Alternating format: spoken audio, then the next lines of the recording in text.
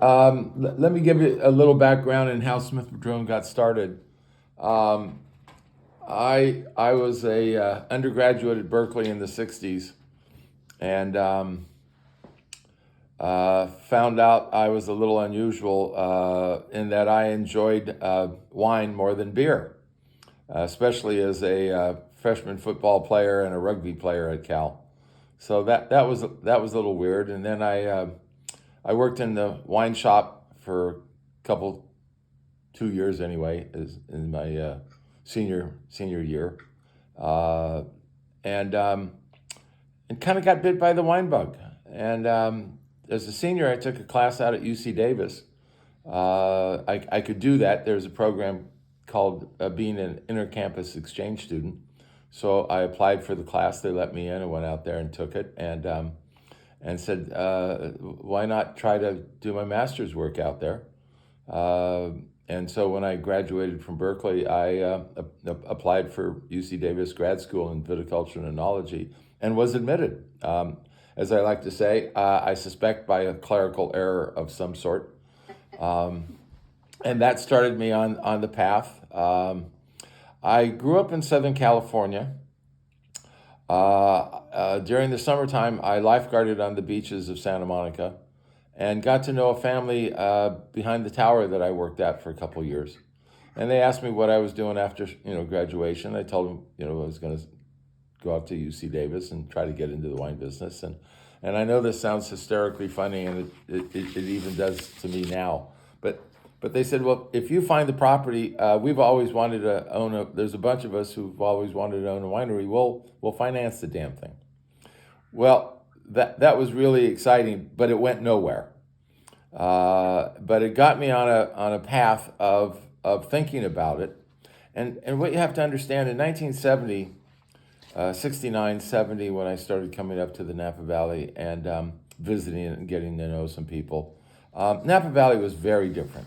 It was a small provincial wine growing community. Wine was not a beverage of the United States. California, 75% of all California wine was in half gallons and gallons. And the wines were labeled Chianti and Rhine wine and Burgundy, things like that, generic European names. And premium wines were very, very rare. The Napa Valley, in the Napa Valley, the main important wineries were Beaulieu and Inglenook. And there was a saying then that the best red wines in California came from Napa Valley, and the best white wines came from the Livermore Valley, which is where Wente Brothers was there. So anyway, I went through that program, and started a partnership of anybody dumb enough to give a 22-year-old money. But it didn't take much back in those days. The land was nowhere near as expensive as it is today. In fact, I ended up paying $350 an acre for the land. But it was forested. And we had to cut down the forest and pop the stumps out of the ground and pick up all the trash from the clearing and pick up all the rocks. And my brother and my brother joined me about 73, and we got so tired of picking up rocks, we said we're never gonna touch them again. So there went the idea of building the winery out of rock. We ended up building it out of split face concrete. But my brother and I did it ourselves, and then I taught for a couple of years at Napa Community College to help ends meet, and I taught over at Santa Rosa Junior College for another 10 years, to again be able to afford it. And I felt, and I feel still to this day extraordinarily lucky to be at the right place at the right time and to be able to go through a door which has just been slammed shut now for ordinary people. There's a saying in the Valley now that the billionaires are driving driving the millionaires out, and I think there's some truth to that. And I make a joke. I shouldn't probably do it, but I do anyway. I can't help myself. So I sometimes equate the Napa Valley of today versus 54 years ago. Like the Italian Renaissance, where these two big shots look at one another and one says to the other, my Duomos are bigger than your Duomos. And the other guy says, yeah, but my church painter is more famous than your church painter. And I'm going, guys, it's a winery. Grapes come in one door, wine goes out the other door, and what you do inside is the most important thing, and it doesn't matter what the damn winery looks like. But I pretty much have lost that argument. The amount of new money, is I quote Mr. and Mrs. Gotrocks, who sold their widget company in the Silicon Valley for $1 billion, are now kind of dominating the industry here. But in any event, the reason I went to the mountains, and I intended to go and went to the mountains primarily because of two what I consider sacrosanct concepts in wine, and that is only the best wines can be made from the best grapes, and all things being equal at the same time, is that the best grapes, I think then and I think now still, come from the mountains, as what was it? Virgil said in 43 BC, Bacchus amat colis, Bacchus loves the hills. And so I really started the idea of being an artisanal winery. I'm not sure I knew what the word artisanal meant back then, but that was the idea of trying to make the very best thing humanly possible, and that's why we went to the mountains. We originally planted 4 varietals. We planted Cabernet Sauvignon and Pinot Noir for the reds, and Chardonnay, and what we then planted and was called Johannesburg Riesling. Well, we got our lunch handed to us pretty quickly with Pinot Noir. And as I like to say, California makes every bit as bad a Pinot Noir as do the French. They got nothing on us there. And so we gave up making Pinot Noir, and I think it was one of the happiest days of our lives.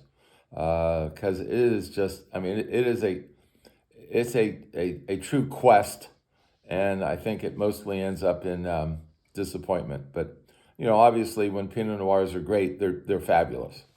They just don't get many of them in your lifetime. So anyway, we planted those varietals. In '86, we grafted the Pinot Noir over to Chardonnay. In '98, we planted Cabernet Franc. We planted Merlot in 2000, and just 4 years ago, we planted a small segment of Petit Verdot. So those are our grapes that we grow. We don't buy any grapes. If we don't grow it, we don't make it. We do about, on general, about 33,000 to, in a good year, it'd be 4,000 cases.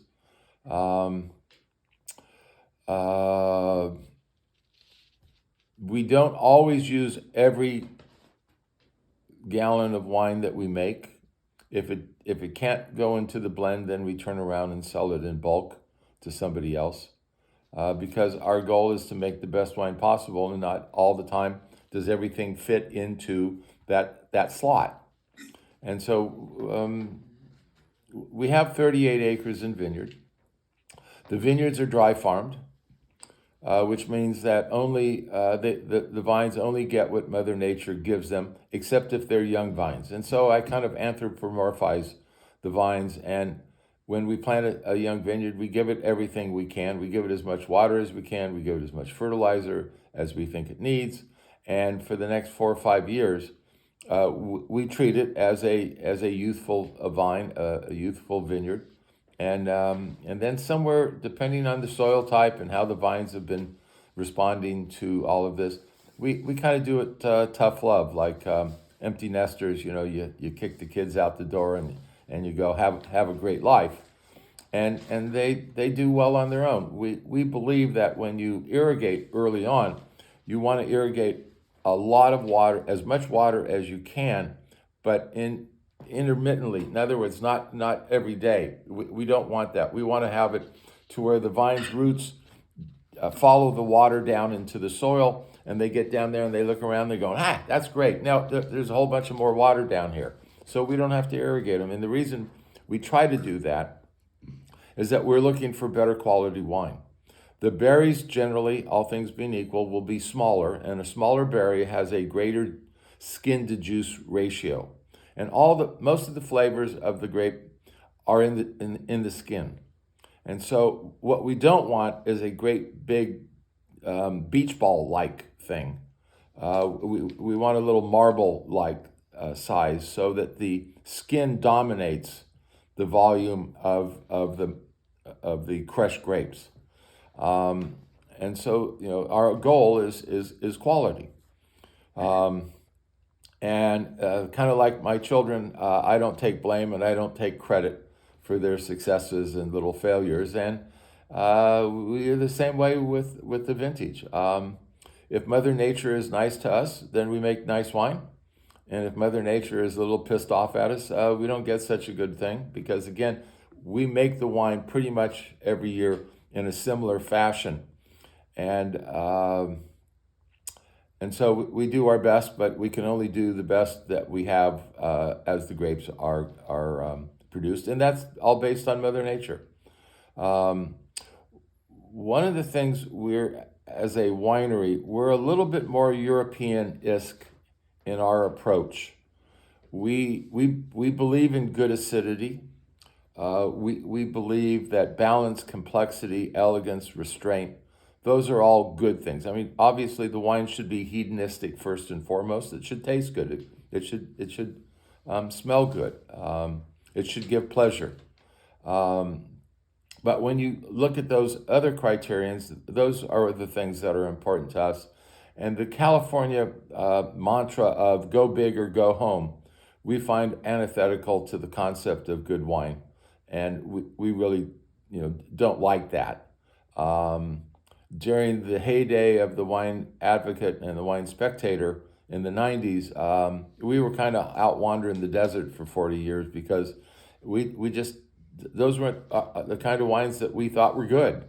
Quite frankly, I'm still a little pissed off at Europe for not holding the line and not having the courage of their convictions and having to, in essence, kowtow to Parker and lobby for scores.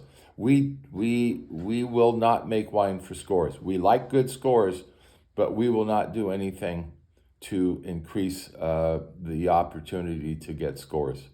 We make the wine for ourselves. My brother and I, and now Francois Bougouet, who used to be the winemaker at Kane Cellars until it burned down. Those are the three of us that deal with the winery. I'm in the vineyard mostly, and doing sales like this, so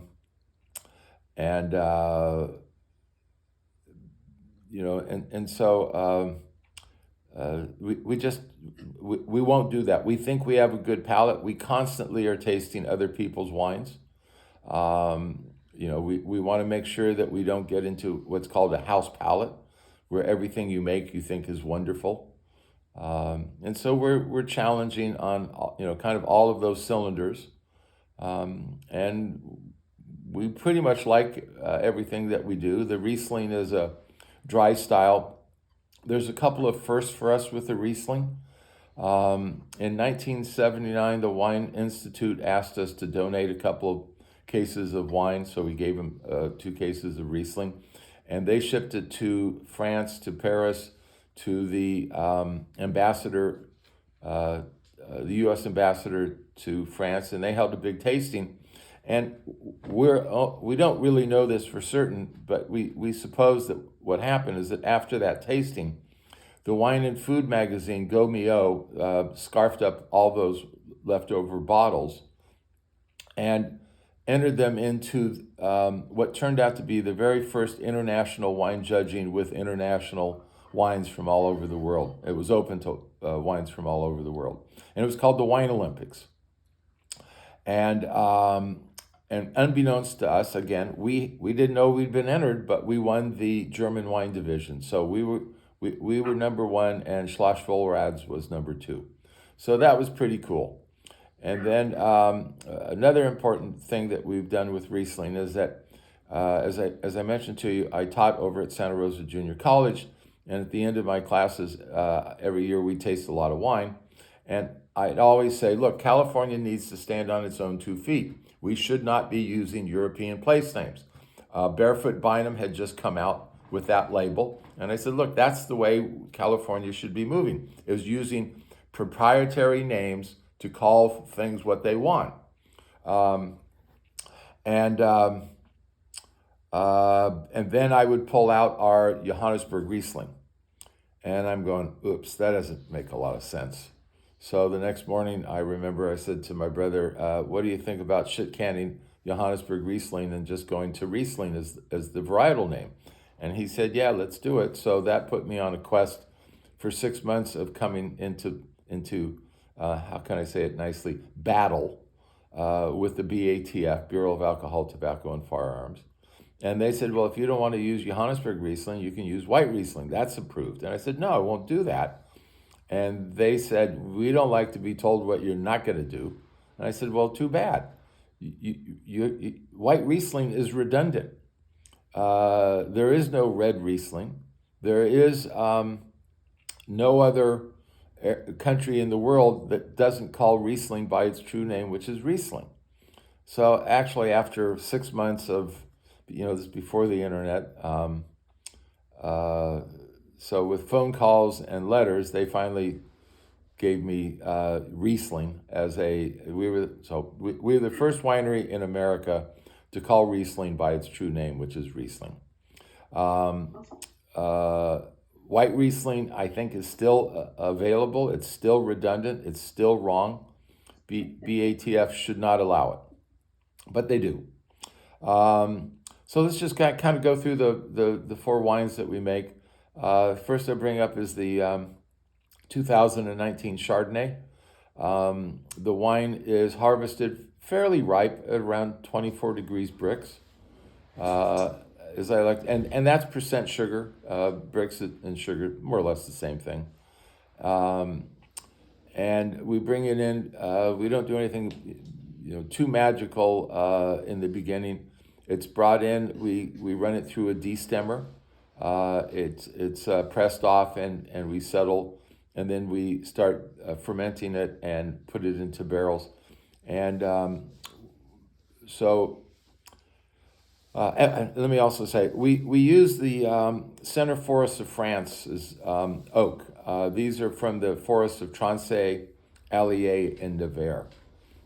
And we like this wood very much because those central, what are called the Center Forests of France forests, have very tight grain.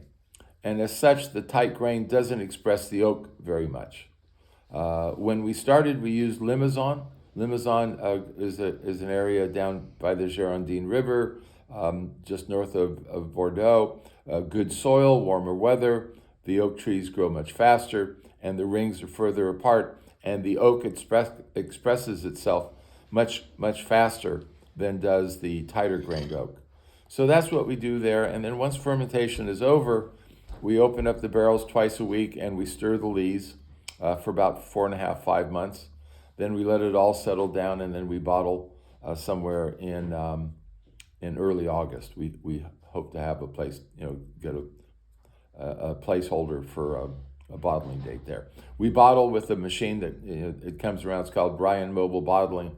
It's probably the greatest invention, one of the greatest advancements in small winery production, when these trucks became mobile bottling facilities.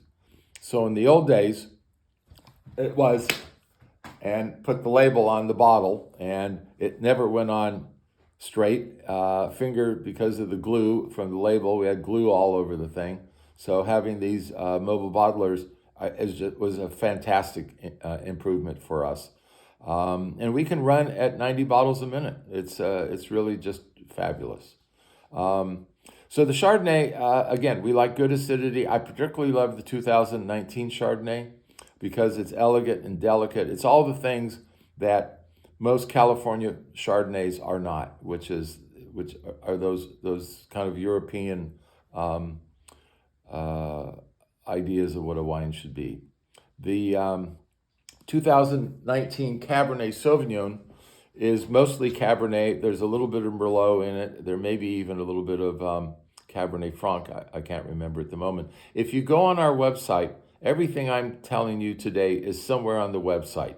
There are fact sheets for every varietal and fact sheets for almost all the vintages of the varietals going back at least 10 years. So the Cabernet Sauvignon is, in my opinion, kind of a real old throwback to early Napa Valley days, where the wine really smells like Cabernet Sauvignon. It's got a great mouthfeel, very expressive. Nice thing about that particular wine is that you can open it and it can be open overnight and actually will improve, which is a good indication that it's a wine that will age well. The next wine would be what we call Cook's Flat Reserve. It's our most expensive wine, 2 1/4. We make it very differently than the estate Cabernet. The wines are all estate, but the Cook's Flat Reserve and Cook's Flat. The name Cook's Flat comes from the first original owner of the property, a guy named George Cook, who got title to it on December 5th, 1884. And we have the document that is called a patent, and we use that document to create a tissue wrap. And so all the bottles come tissue wrapped. And it's a really elegant package. The tissue wrap is 4-color. Normally with tissue wrap, the cutting arm just goes clack, clack, clack, clack, clack, and it doesn't really matter where you cut it. In this case, it had to be cut at exactly the right spot. Now, one of the problems with this tissue wrap is that when it's wrapped, you can't see what the vintage says. We got to work on that a little bit. Maybe we'll come up with little stickers and put the hand stickers on. I don't know. But anyway, we actually have a whole separate destemmer for it. One of the things that we work very hard at is keeping as much of the stems out of the fermenting must. And then when a stem is broken into a smaller piece, we call that a jack. And we really want those jacks not in that must of the Cabernet or the red grapes. Period. Doesn't matter on the whites because you're gonna start pressing within half an hour of harvest. And so we own 3 different destemmers. We pick and choose which destemmer we want to use based on the grapes that we're going to crush. And how we do it. And with the Cook's Flat Reserve, we use what's called a Bucher-Vaslin Delta 2. It's very slow. We feed it by hand, by pitchfork, and it barely breaks the berries, but it gives us what we want. And so we do that, and that's and we only make about 150 cases a year of it. Each bottle is numbered. It's the expression of the very best that we can do. And then the last wine that we do is the Riesling. It's a dry style. The wine generally is around 0.6, 0.65% residual sugar. It has a pH of in the 3.0 somethings, like 3.04, 3.05. It has a TA in the high 0.7s. So it's got vibrant acidity.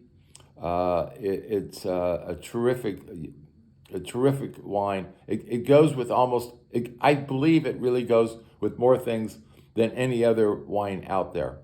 I also think of it as kind of the badass grape of the wine world, because it can fall at a cleanup because it'll overpower anything that comes before it.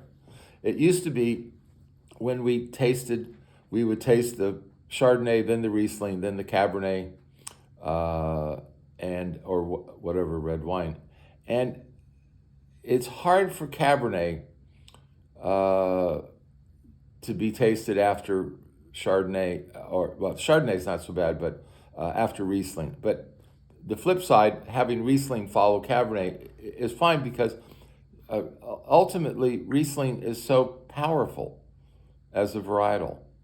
Also, the other thing about Riesling, which is wonderful, although it takes a long term, it'll age.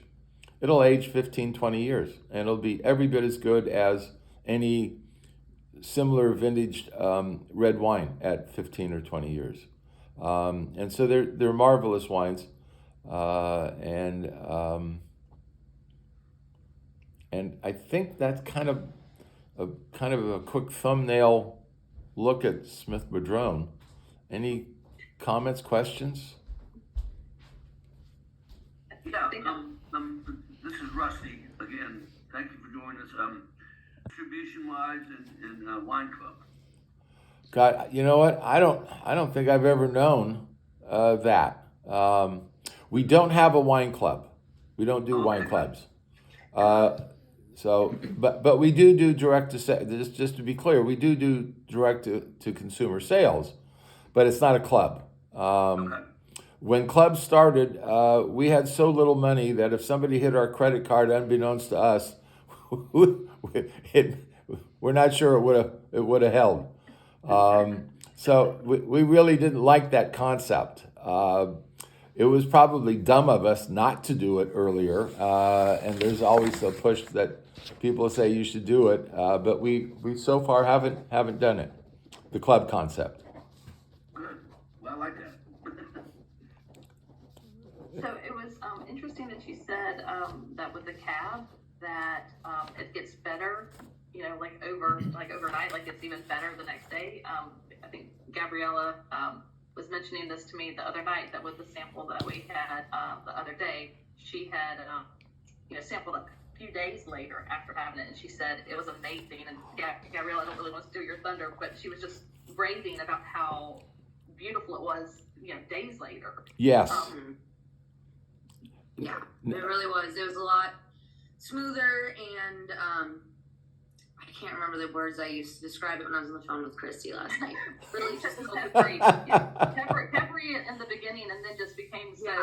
It was almost smooth. Like pepper, like dissipated. It was a lot more fruit forward, a lot like more well rounded. I felt, Yeah, I agree with you. The real issue there, I think, or the thing that I like about that is that it shows. I believe it portends that the wine will age and improve dramatically. But yeah, and I wish I knew why some wines are like that and other wines aren't. But I don't know. Sorry, Gabrielle.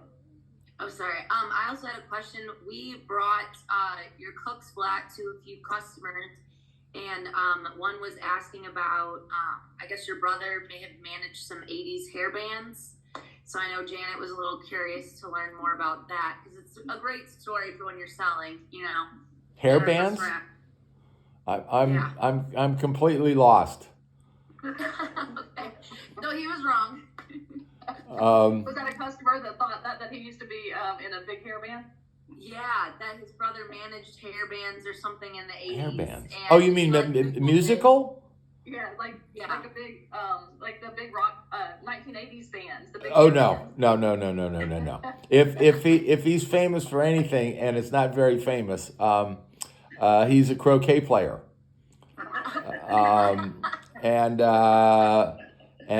And I don't know if this record still stands, but at one time he held the record with his opponent, who was a Japanese player, for the longest croquet game in international competition.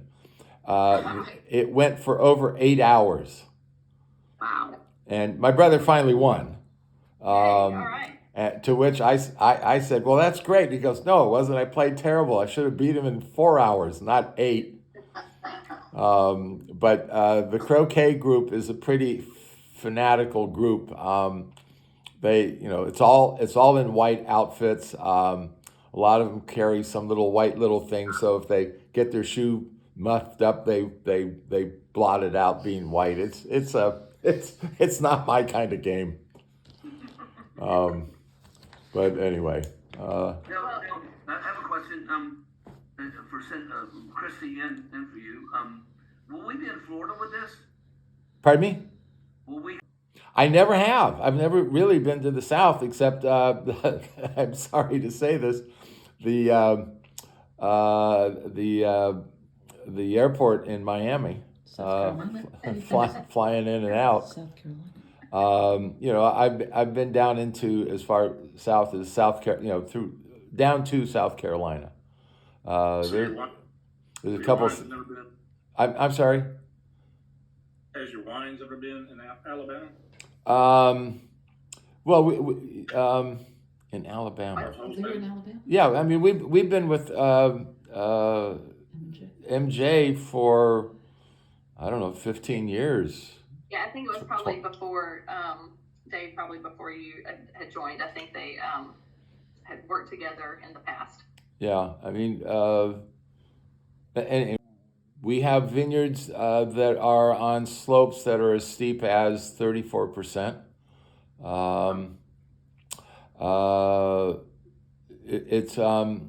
It's a beautiful spot. We look out over the top of all of the most of the upper Napa Valley. Most of the vineyards are facing kind of we actually have exposures in all four compass coordinates. The least is south, but north, south, east, west. We have flat, we have steep, we have not so steep. Again, I'm not sure I'd said this, but we're non-till, meaning that we don't cultivate our vineyards. We just mow them. And that works for us. It takes a little bit of a challenge to be non-till and dry farmed, but we've learned how to do it on the mountain. The other thing is that you would think after 8,000 years of growing grapes and making wine, we could all agree on when it is best to harvest the grapes. And I think that's probably still the most argued about concept as to when we can decide, how we decide whether the grapes are ripe or not. And I think that goes back to the ultimate design of what you want your wines to be like.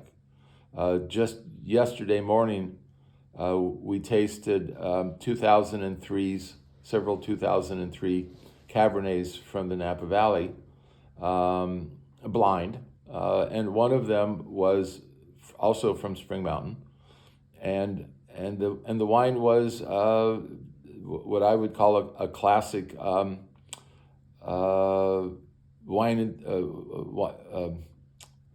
Was it Parker wine? It was high alcohol, highly extracted.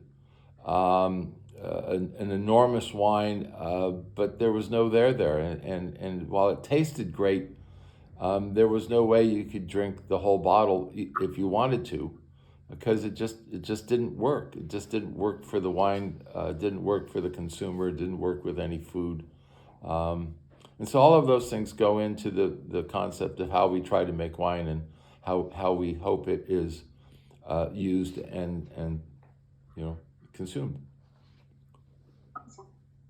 A few customers, as Mm-hmm. I think Gabrielle mentioned, and they had great success with it. Oh, Was good. Very loved. And it was actually, let's see, we tasted on Friday. I think they visited in Montgomery. It was on Tuesday. So Gabrielle, you keep me honest on this, and Janet unfortunately isn't able to her microphone's not working, so I'm just sharing their thunder.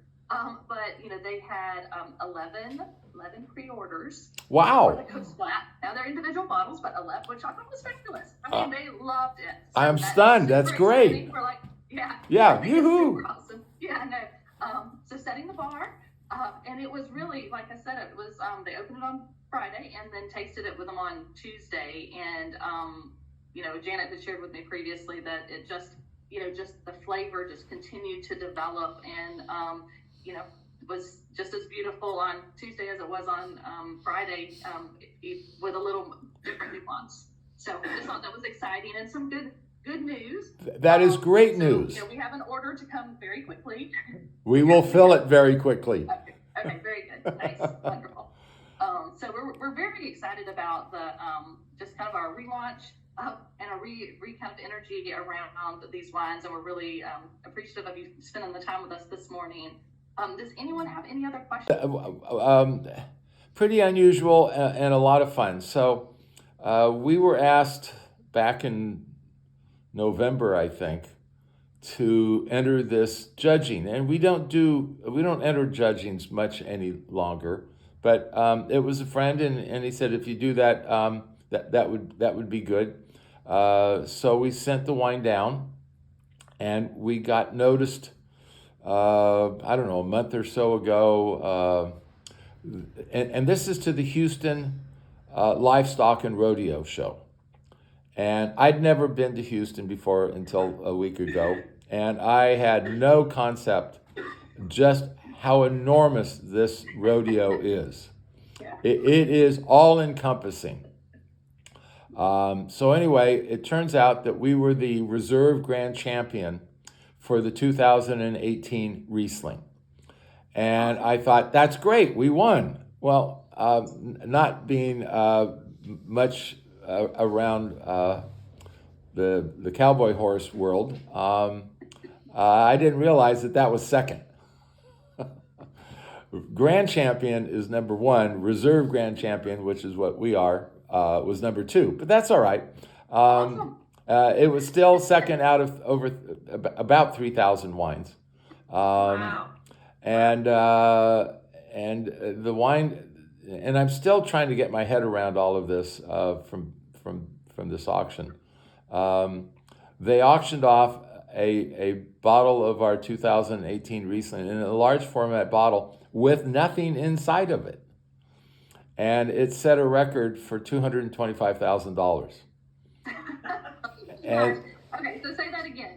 That was 2018 bottle that was empty. There was nothing inside of it? it was a large format bottle that we had a special label made for it. And it was auctioned off, and it was bought by the gangster rapper 2 Cent. 50. Or 50 Cent, pardon me, 50 Cent. 50 cents. 50 cent. 50 cent. Like Smith-Madrone. Yes, and he paid $225,000 for it, and that was a record for the reserve grand champion category.